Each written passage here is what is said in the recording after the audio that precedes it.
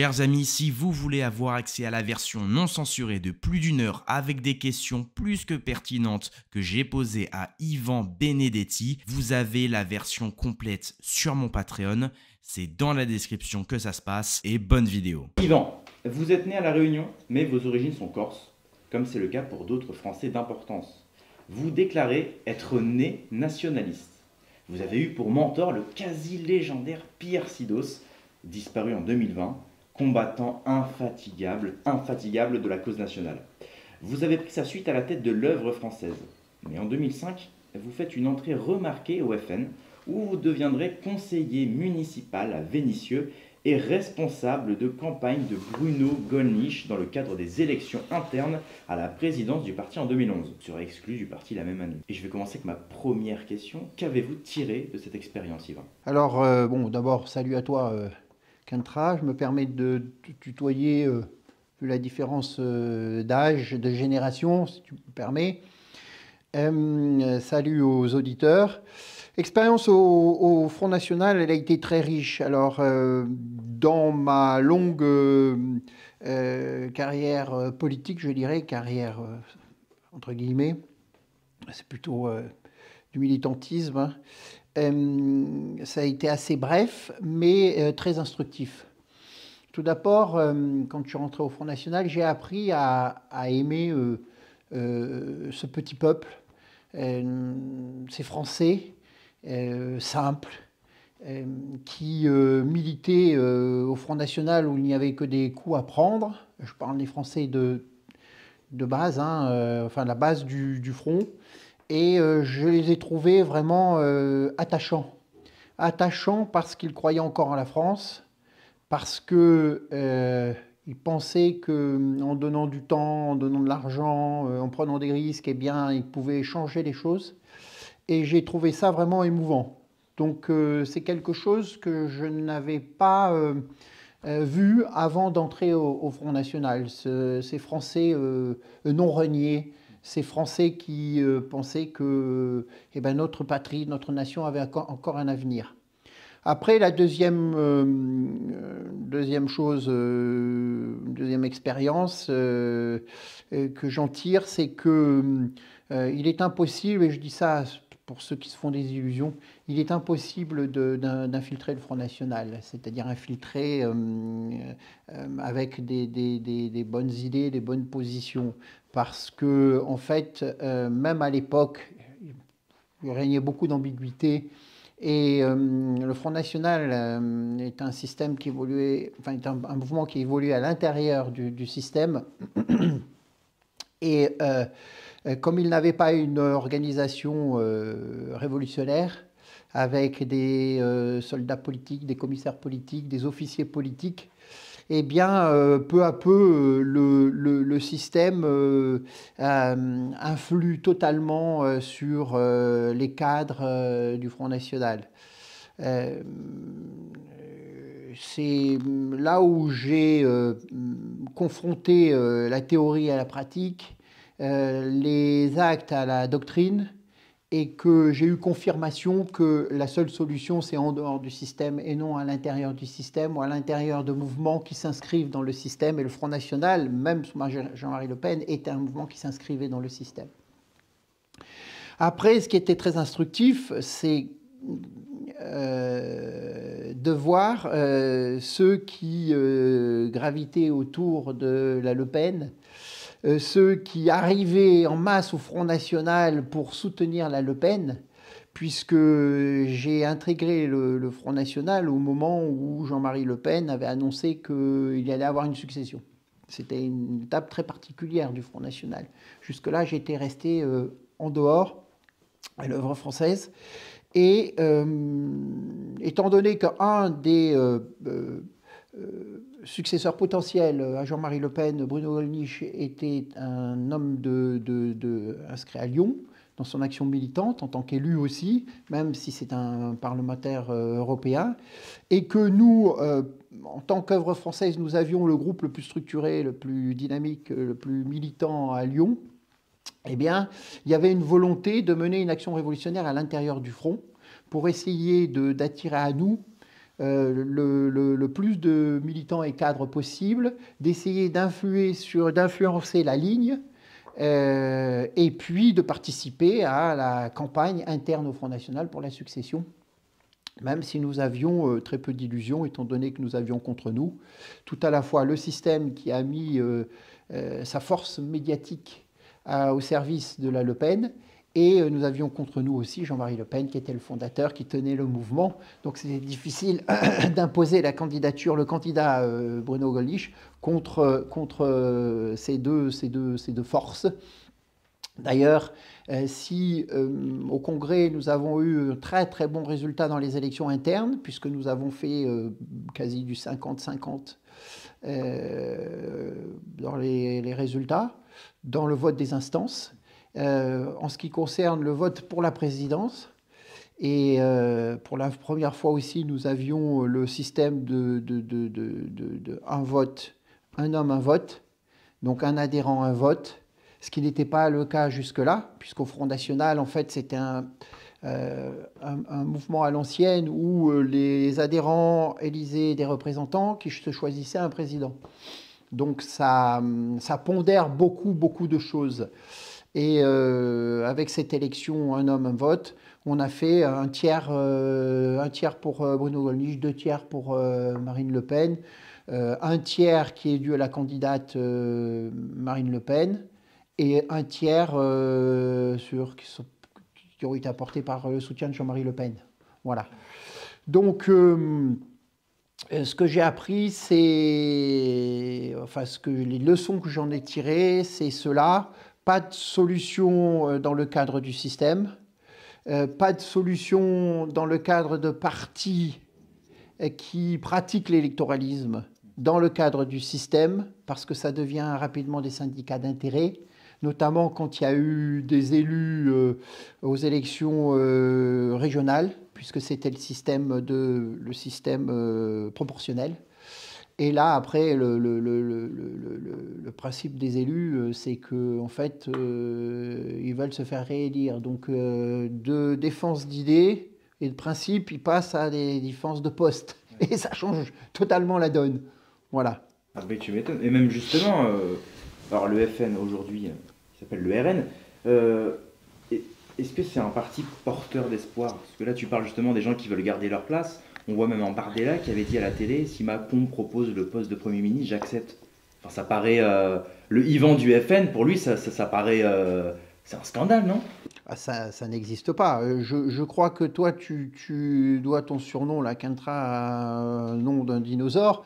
Yvan Benedetti au Front National, c'est un dinosaure. Hein. C'est enfin, je ne parle même pas du Front National, puisqu'aujourd'hui, c'est le reniement national. Mais entre le reniement national et le Front National, même avec les travers que je viens de te décrire, c'est un changement profond génétique. Quoi, hein. Donc Bardella, Yvan Benedetti, c'est vraiment un dinosaure, à mon avis, pour lui. Hein.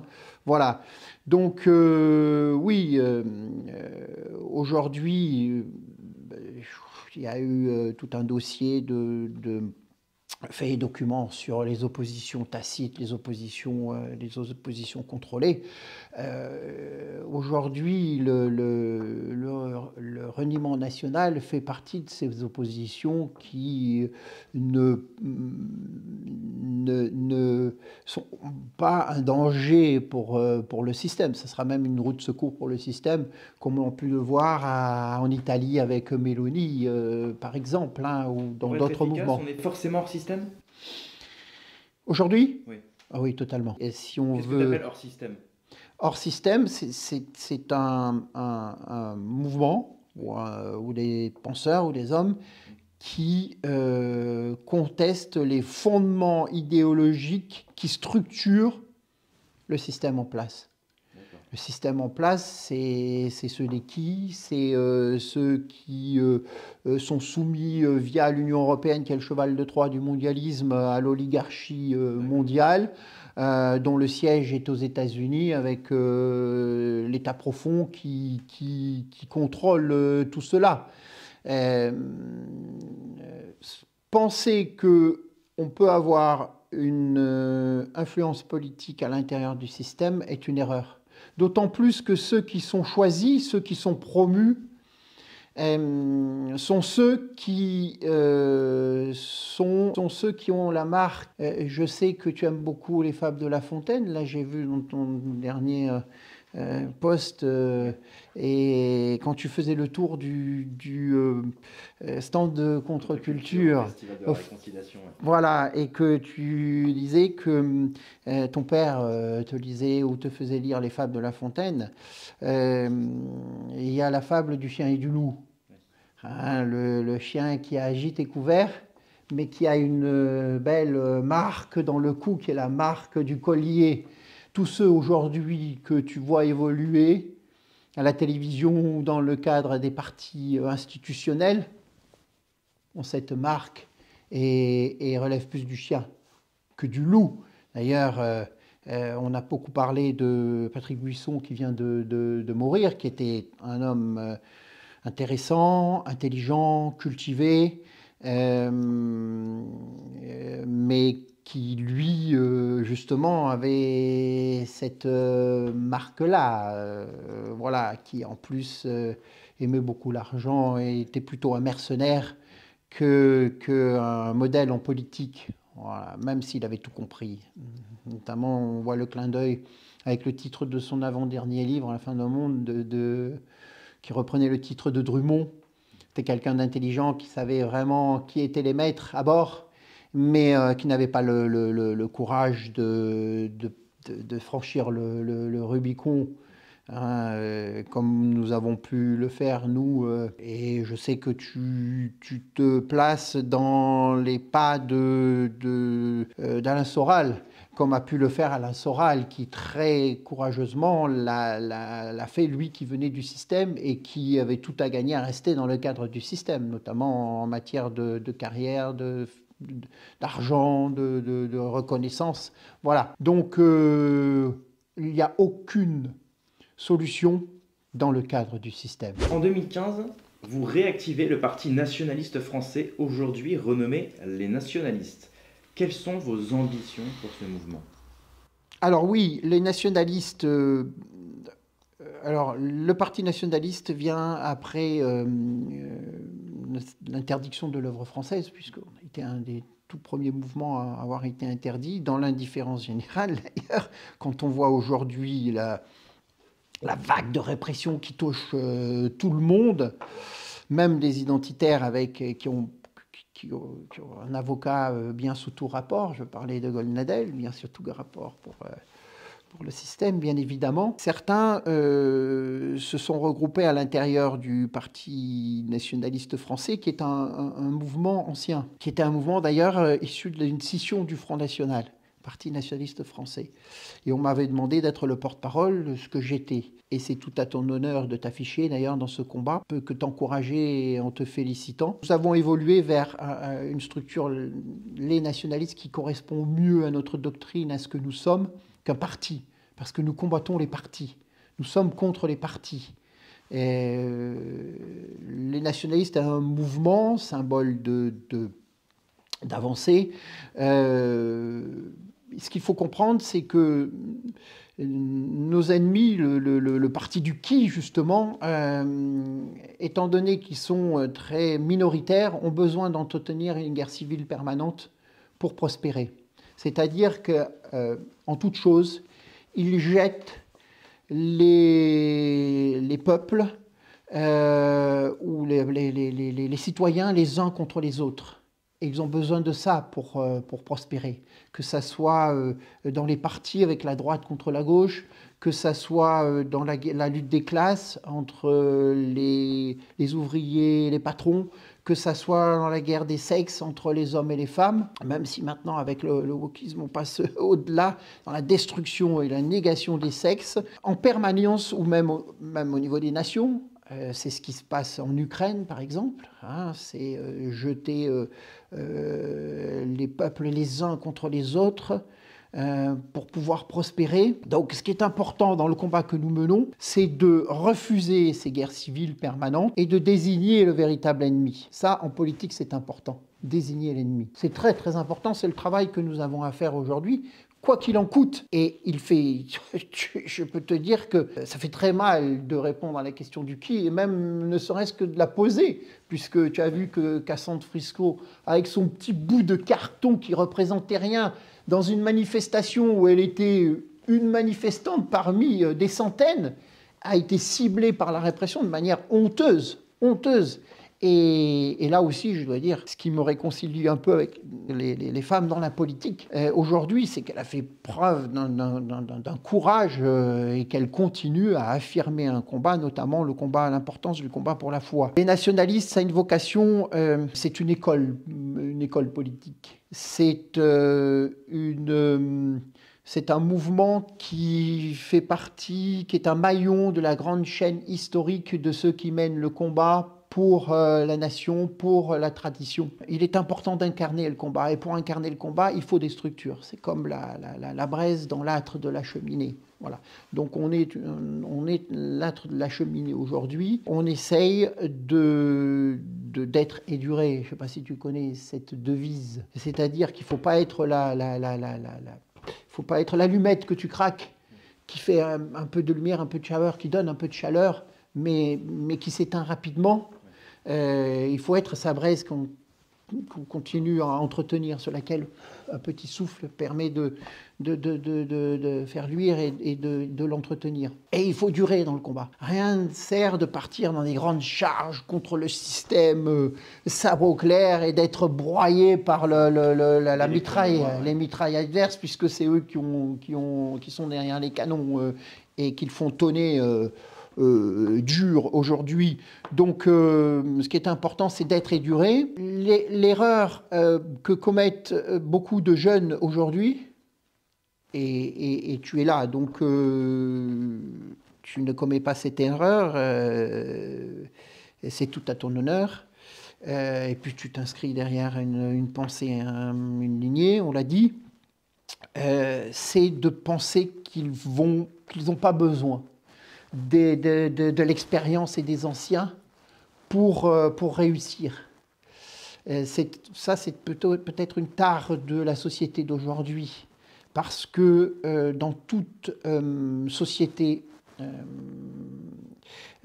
traditionnelle, on s'appuie sur les anciens et leur expérience, ne serait-ce que dans la famille.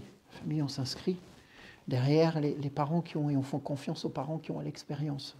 Donc, à l'intérieur des nationalistes, il y a cette expérience du mouvement et de la doctrine nationaliste qui est née avec la contre-révolution ou la réaction à 1789. Bah c'est beau, on peut même dire que les nationalistes, c'est pas un sprint, c'est une course de fond. Voilà. Je pense que ça résume bien aussi la phrase. C'est la traduction d'être éduré. C'est une course de fond, voilà. C'est pas un sprint, tout à fait.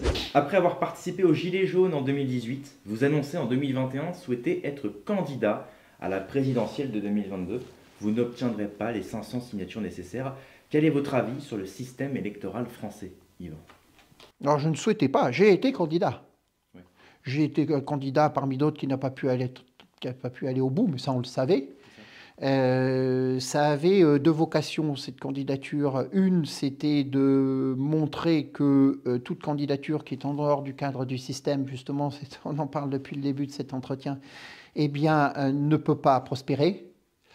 Et la deuxième, je voulais sortir du face-à-face. Souviens-toi, à l'époque, on ne parlait que du face-à-face Le Pen-Zemmour, qui était d'un côté une candidature du reniement, j'en ai parlé, le reniement national, et de l'autre l'imposture. Parce qu'un Zemmour, ça dégonfle un petit peu le soufflet qui a été entretenu par les médias, le Zemmour candidat gonflé aux protéines de Bolloré, les protéines Bolloré. Je sais que tu fais du sport, tu sais l'utilité des protéines pour le... Eh oui. Bolloré Goldschmidt et Rothschild par sa mère. Ah. Rothschild par sa mère. Donc, on me dit Bolloré le Cateau.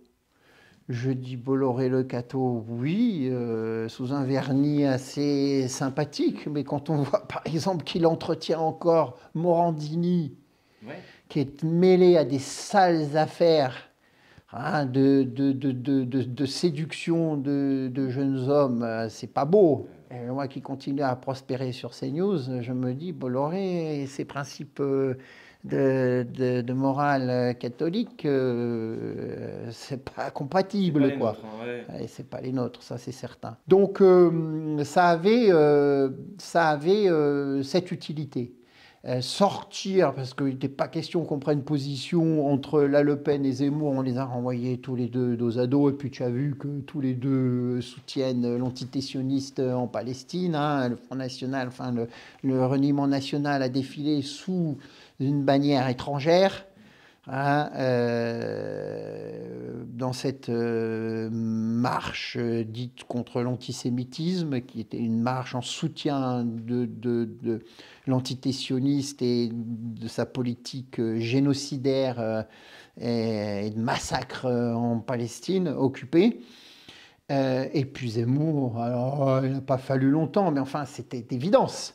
Il suffisait d'avoir lu Destin français, où il disait dans un chapitre célèbre, oui, Youssef Indy alertait sur l'imposture justement, hein, mais dans un chapitre du Destin français où il disait que la France et Israël étaient deux nations sœurs, et que quand il y en a une qui faiblissait, l'autre maintenait le flambeau, que Saint-Louis était un roi juif, lui qui a fait brûler le Talmud devant Notre-Dame d'ailleurs.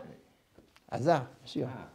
On n'est pas complotiste, donc c'est le hasard, hein, de Notre-Dame qui brûle avec une cigarette, un mégot de cigarette. S'ils veulent, mais il ne faut pas nous prendre pour des cons, hein, ça va. Hein. Alors, tu me demandes quelles leçons j'en tire, là encore, des élections présidentielles. C'est simple, hein. Les élections, c'est le bonneteau électoral. Je connais ce jeu. C'est le jeu d'escroc où tu perds. Tu perds systématiquement, et que c'est un jeu qui est là pour te détrousser, pour prendre ton argent. Là, c'est un peu pareil, l'élection présidentielle. Tu as la sélection des 500 signatures de maires, et quand on sait, même les maires qui sont bien pensants, eh bien, s'ils veulent avoir des subventions, s'ils veulent pouvoir rénover l'école ou le toit du gymnase, ils sont obligés de passer par les partis politiques et par les conseils régionaux ou les conseils départementaux ou les regroupements de communes, d'ailleurs, avec la loi Sarkozy, qui fait que les maires sont de moins en moins indépendants, de plus en plus dépendants des grandes écuries électoralistes. Donc, il y a ces 500 signatures, et là, ne peuvent avoir les 500 signatures que ceux qui sont adoubés par le système, choisis par le système. C'est ça. Ensuite, quand tu as été adoubé, si jamais tu avais vocation à te rebeller, eh bien, il y a le financement, c'est-à-dire qu'une élection présidentielle, ça coûte très très cher. Si tu veux réellement pouvoir avoir des chances de concourir d'égal à égal avec les grosses écuries ou les gros représentants de l'oligarchie, hein, donc je note, on ne sait toujours pas officiellement quels ont été les soutiens financiers à Macron pour sa première élection à la présidence. On devine maintenant avec les BlackRock, avec les grandes officines mondialistes, les Pfizer, puisque quand il était chez Rothschild, il avait négocié d'ailleurs entre Pfizer et Nestlé. Tu concours dans un jeu où ce sont eux qui font ce sont tes adversaires qui font la règle du jeu, donc par définition tu perds. Et si jamais tu accèdes au pouvoir, on a parlé de Mélanie, qui rime avec Félonie, eh bien c'est pour servir le système. La Le Pen arrive au pouvoir, ce que je ne crois pas. Elle est trop médiocre pour cela. Elle est vraiment médiocre. Ou qu'un autre, comme Bardella, à qui on prédit grand avenir, y arrive, il servira les intérêts du système. Puis il y a même ce que dit Soral, c'est ce qu'on appelle le bébé mort dans les bras. C'est-à-dire que même si un jour le RN passe, ou Marine Le Pen, Bardella ou Zemmour, quoi que ce soit, ce sera la guerre civile en France. Et là, ils diront, ah bah regardez, on a mis le fascisme au pouvoir, regardez ce que ça donne, guerre civile, mort, truc. Et là, ce sera l'interdiction à vie de tous les partis de droite, un petit peu comme en Allemagne avec le nazisme. Maintenant, la moindre extrême droite en Allemagne, Ça dégage, c'est un peu ça au final. C'est en fait, dans tous les cas, l'extrême droite est perdante, quoi. Dans tous les cas, il gagne. Vu l'implantation, la puissance de l'extrême gauche, notamment dans la rue, hein, on l'a vu au moment des Gilets jaunes, on l'a vu au moment des retraites, enfin chaque mouvement important de rue, l'efficacité de l'extrême gauche, et auquel cas, oui, on décréter l'état d'urgence pour mettre au pas toute forme de résistance, bien évidemment. Le système est un peu comme le chat, hein, il retombe tout le temps sur ses pattes. D'ailleurs, la solution ne peut venir que de là, c'est-à-dire d'un effondrement du système, hein, sous ses propres contradictions, ce qui ne manquera pas d'arriver. Allez, on passe à la partie 2. Maintenant, on va faire plus des questions d'actu, de politique. En 2022, durant le conflit ukraino-russe, vous soutenez la Russie. Et plus récemment, avec le relancement du conflit israélo-palestinien, vous soutenez la Palestine. Ma question est la suivante. En tant que Français résidant en France, à plusieurs milliers de kilomètres de ce conflit, pourquoi un nationaliste, dans le sens pas forcément nationaliste du parti nationaliste, mais nationaliste, quelqu'un qui aime sa patrie, pourquoi doit-il soutenir la Palestine contre l'entité sioniste?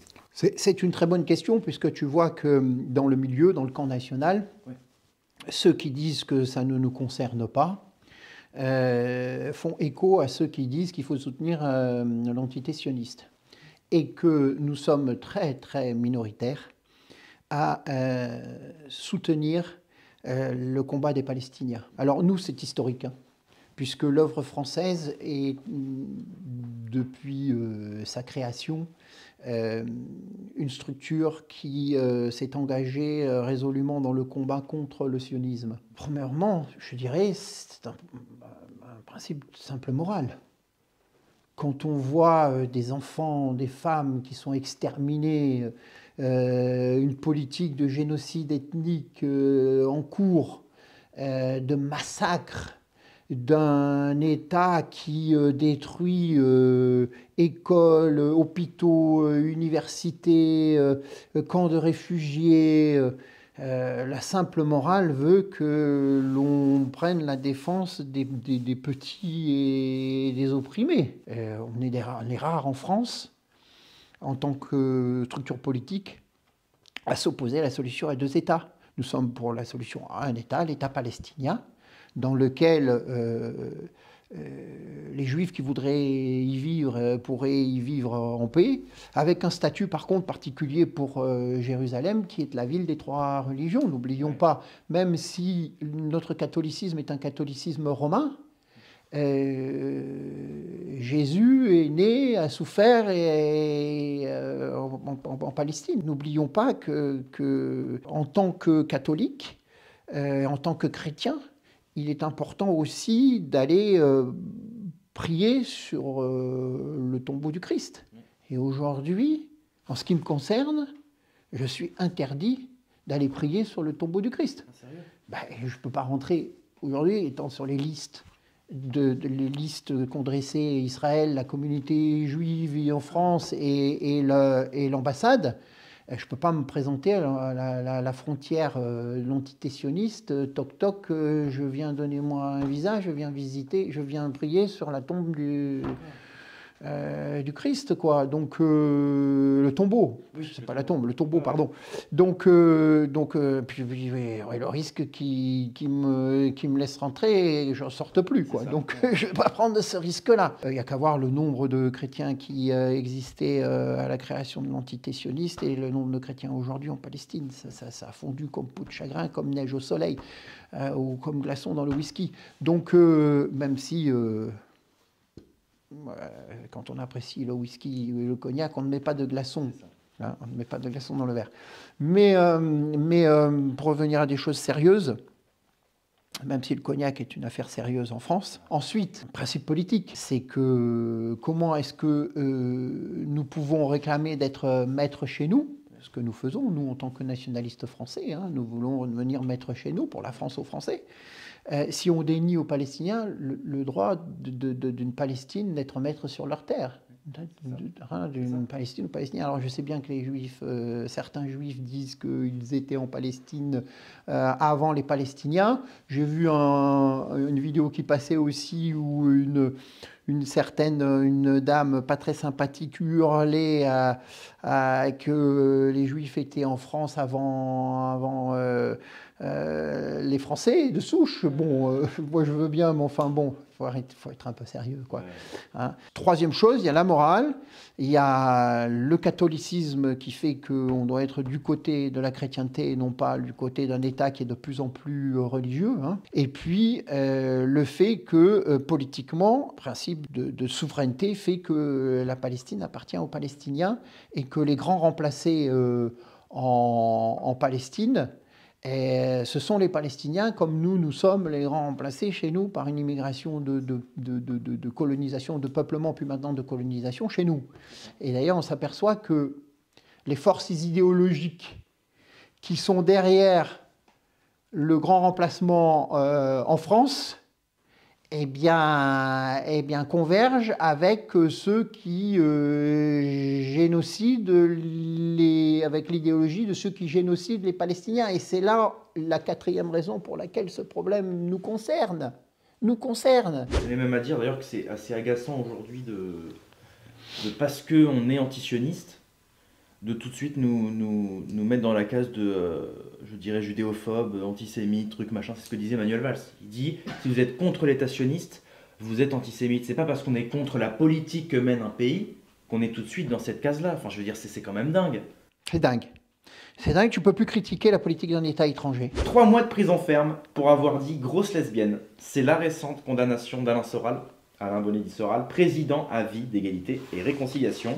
Vous-même, Yvan, êtes lourdement persécuté, garde à vue, amende, perquisition. Que pensez-vous de cette récente condamnation dont est victime Alain Soral? Et peut-on faire un parallèle avec vos affaires judiciaires et celles de Soral? C'est une honte. La prison ferme pour une blague de potache ou en plus on ne peut plus dire la vérité hein, quand on voit cette femme-là. Soral ne fait que dire la vérité et ils l'ont condamnée, hein, c'est la chanson du poète. Donc c'est une honte absolue. Je crois que même Elon Musk s'est érigé contre la Fox News. Fox News, enfin bon, c'est énorme. C'est énorme cette histoire de la prison ferme pour cela. Donc je soutiens, bien évidemment, je soutiens Soral, mais pas que pour ces condamnations-là, mais pour toutes les condamnations. C'est un homme qui est courageux parce que malgré cela, j'ai regardé ses derniers tweets là, il y a d'avant-hier et puis sur ses réactions à la nomination d'Attal comme Premier ministre. Il a été banni de Twitter, j'ai vu, et puis il va certainement être poursuivi, peut-être moi aussi pour mon communiqué là. C'est une honte, on ne peut plus rien dire. Et donc, bien évidemment, ce sont les mêmes qui nous harcèlent. Ce sont ceux qui répondent à la question du qui. Et on a une justice qui est totalement aux ordres, qui, avec cette 17e chambre correctionnelle spécialisée dans les condamnations des propos, qui est une guillotine judiciaire et qui est un distributeur automatique de condamnation, quoi. Voilà. Donc aujourd'hui, ça devient très compliqué parce que aussi bien Soral que Bourbon, l'ami Jérôme Bourbon de Rivarol, ou que ma personne, dès qu'on dit quelque chose, on prend la foudre, quoi. Alors ça a un avantage de notre côté, c'est qu'attirant la foudre, ça protège ceux qui sont autour de nous. Tant mieux. C'est un des avantages et je dirais aussi c'est une de nos petites vertus, quoi. Mais ça devient très très compliqué aujourd'hui. Très très compliqué. Tu as Renoir qui est en prison à l'étranger, tu as Boris Lelay qui est exilé, tu as Soral qui est exilé, même par-delà l'exil, ça ne suffit pas puisque condamné à la prison ferme. Nos positions sont difficilement tenables avec l'ami Bourbon, mais l'on tient.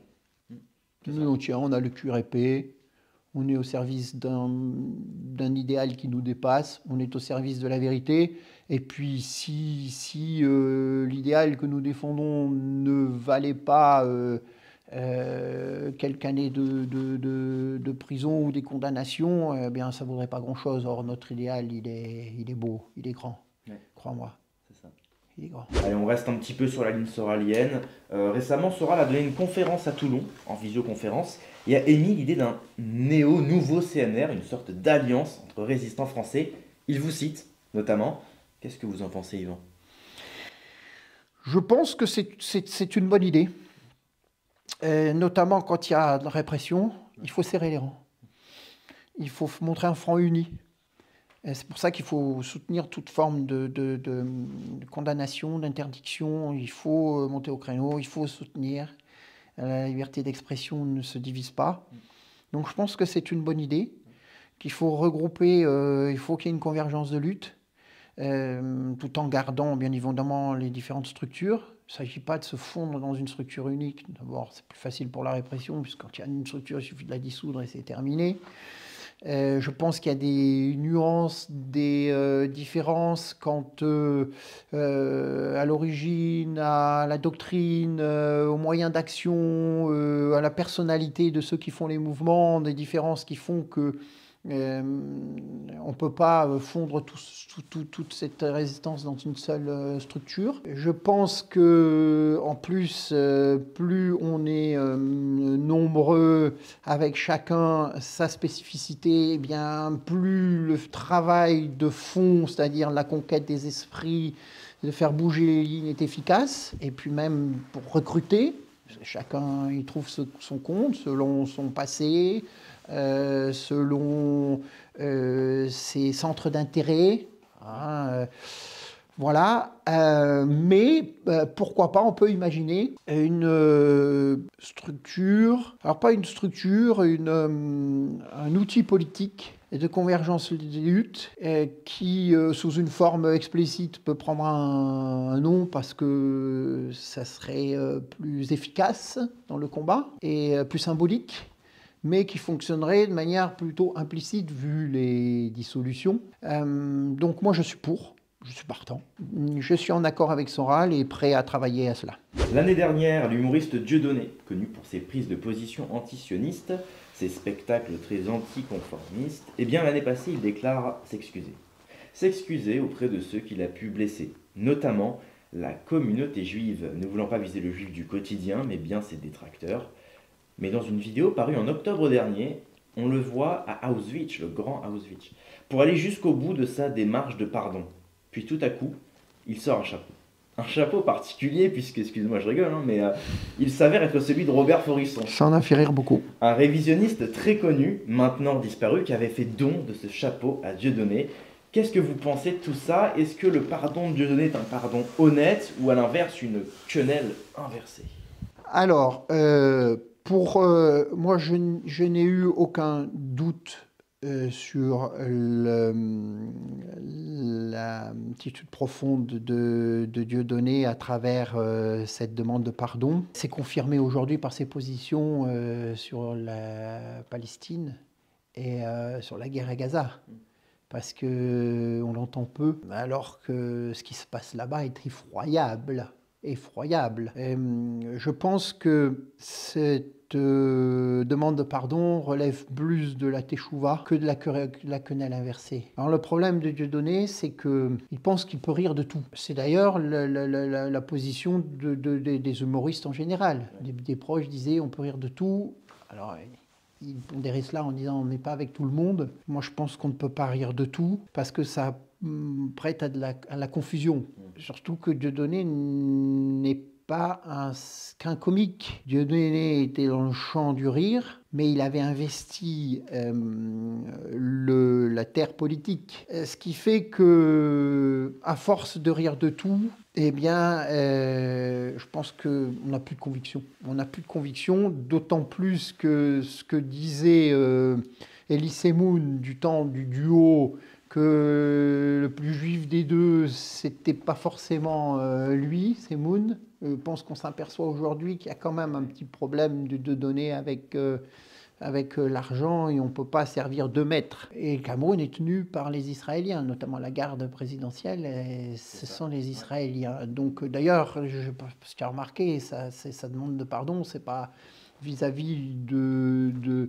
Elle n'est pas axée sur le peuple juif ou dans le monde, c'est vraiment axé sur Israël, quoi, en disant j'ai rencontré un Israélien, ah oui, tiens, bah, tiens. Je suis très très critique vis-à-vis de cela. Le chapeau, je sais que l'ami Bourbon, lui, était enthousiaste, il a participé au dernier spectacle de données chez lui là-bas à Dreux. Mais je pense que c'est toujours la volonté de faire parler de lui et de faire de la provocation. Il a besoin de provocation, il se nourrit de provocation, que c'est une provocation de plus, comme le mariage qu'il avait fait, le mariage ou le soutien qu'il avait apporté, le parrainage du mariage de Germain avec en prison, voilà. C'est vraiment de la provocation pour de la provocation, je parle de Dieudonné. Surprenant, décevant, il ne faut pas se décourager parce que avec d'autres, la Teshuvah, elle ne passera pas par moi, quoi. Ouais. Voilà. Ouais, puis le moment où le plus important, on a besoin de lui, il n'est pas là. Il demande aux Gazaouis de demander pardon aux Israéliens. C'est pas aujourd'hui, quoi. Non seulement un non-sens, mais une ignominie, quoi. On va passer à la partie 3, c'est des petits jeux que j'ai concoctés. Alors, je vais vous donner des noms de personnalités diverses et vous devrez me dire un mot ou une phrase qui vous vient de manière spontanée par rapport à la personne citée. Vous avez 1 minute, donc soyez bref. Ah. On commence, Pierre Sidos. La référence, le soldat politique. Ok, Kim Jong-un. Original. Un Obélix anti-impérialiste. Ok. Manu du Réveil des Moutons. Ah, Manu du Réveil du Mouton, c'est un jeune éveillé au milieu du troupeau. Ok. Macron. Satan à l'Élysée. Oh. Epstein. Une pourriture du Judapo. Hervé Ryssen. Un exégète du Judapo. Et Karl Marx. Un général, un maréchal du Judapo. Ah, ok. Allez, on passe au deuxième jeu directement. J'ai ramené quelques livres qui sont devant nous. On va amener dans la scène d'après. 5 pour être précis. Et vous allez devoir leur attribuer chacun une étiquette. Alors, j'en ai ramené un petit peu plus parce que je suis très généreux aujourd'hui. Oui, tel de Christ. Mais voilà, donc par exemple, il y aura un livre que vous devrez sélectionner pour la nuit. Un livre que vous prendriez seulement pour une soirée. Ah oui. Pour la vie, un livre que vous auriez toujours sur vous jusqu'à la mort. Pour un ami, un livre que vous recommanderiez à un proche, une valeur sûre. Pour la prison, si vous venez à faire une peine longue, un livre pour tenir le coup. Et pour la gente féminine, pour celle qui nous regarde, un livre qui intéresserait les femmes. Vu le patrimoine littéraire, politique français, c'est une torture, ça. Parce que tu m'infliges une torture, là. Ah ouais. C'est parti, les livres sont apparus. Alors, on en a pas mal devant nous. On a un petit peu de tout. On a le vôtre, on a celui de Monsieur Renoir, Bardèche. On a de tout, ici. On a vraiment tout. Et moi, je vous propose que vous les attribuez. Donc, pour la nuit, qu'est-ce que vous prendriez, Yvan ? C'est un jeu passionnant. Ouais. Pour la nuit, alors la nuit, oui. Une petite soirée. Une petite soirée, quelque chose qui passe. J'ai vu les livres là, ce sont des livres majeurs, importants. Ouais. Donc, pour une nuit, ça serait les disqualifiés, je dirais. Alors bon, on n'est jamais mieux servi que par soi-même, je dirais. Pour une nuit, c'est Yvan Benedetti, c'est pas mal, ça se lit vite. Ouais. Puisque ça reprend mes propos devant la commission parlementaire de lutte contre l'extrême droite qui traite de tous les problèmes. Voilà. Je dirais le mien. Sur le moment, je conseillerais aussi, pour ceux qui sont comme moi, le code de la route. Ça se lit en une nuit. Quand le gouvernement, quand on s'est fait voler son permis par le gouvernement, ce qui est mon cas, et en ce moment, voilà, une lecture de nuit, c'est le code de la route. C'est un acte politique, puisque nous sommes contre les radars. Hein. Alors maintenant, c'est un livre pour la vie que vous auriez toujours sur vous jusqu'à la mort, donc même dans le cercueil. Alors là, on passe réellement Là, c'est autre chose que le livre de Benedetti. Ça, c'est autre chose. Je pense que, voilà, les évangiles. Et puis là, il manque... Je peux citer un livre qui n'est pas là. Bien sûr, vas-y. Les Fables de La Fontaine. Ah bah, c'est du lourd, hein, là. Les évangiles, bien évidemment. On ne peut pas se passer des évangiles. Ah oui. Les Fables de La Fontaine. Voilà. Édition Crampon, d'ailleurs, il me semble, hein, c'est ça. Hein. 3 livres majeurs. Contre-culture, ça tombe bien. Vous voyez, je n'ai pas fait ça pour le choix d'édition, mais ça montre les qualités de la maison d'édition. J'aimerais quand même, parce que moi je l'ai reçu dans mon émission sur ma chaîne Twitch, que j'ai lancée récemment, Pierre de Brague, qui est de Brague, oui. une pépite, et qui a écrit enfin son dernier livre, Dictionnaire de conscience révolutionnaire, la fin de la culture bourgeoise. Voilà, donc je te l'offre. Ah, magnifique. Donc oui, alors je ne connais pas Pierre de Brague si ce n'est de nom. Je sais qu'il vient d'être nommé à des responsabilités importantes, puis c'est secrétaire général de Égalité et Réconciliation.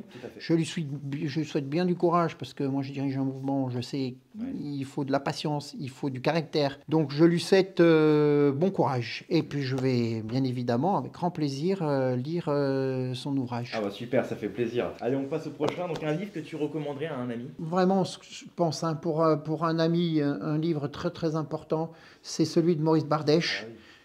Tous les livres de Bardèche sont à lire, mais celui-là en priorité, Nuremberg ou la Terre Promise. Ah ouais. C'est le dépucelage du nationalisme. Oui, mais c'est très très important comme livre. Pour ma part, j'ai terminé. Donc Yvan, je te serre la main, déjà je te remercie. Merci beaucoup. Hein. Je remercie tous ceux qui ont regardé l'interview, tous ceux évidemment qui auront souscrit pour avoir accès aux questions payantes, ceux qui aideront Yvan dans sa cagnotte, dans le combat, ceux qui m'aideront aussi, ceux qui aideront contre-culture, égalité, réconciliation. Et puis pour finir, écoute, je te propose qu'on finisse sur notre verre, sur un chin commun. Allez, santé. Salut. Et merci à vous les gars. Haut les cœurs.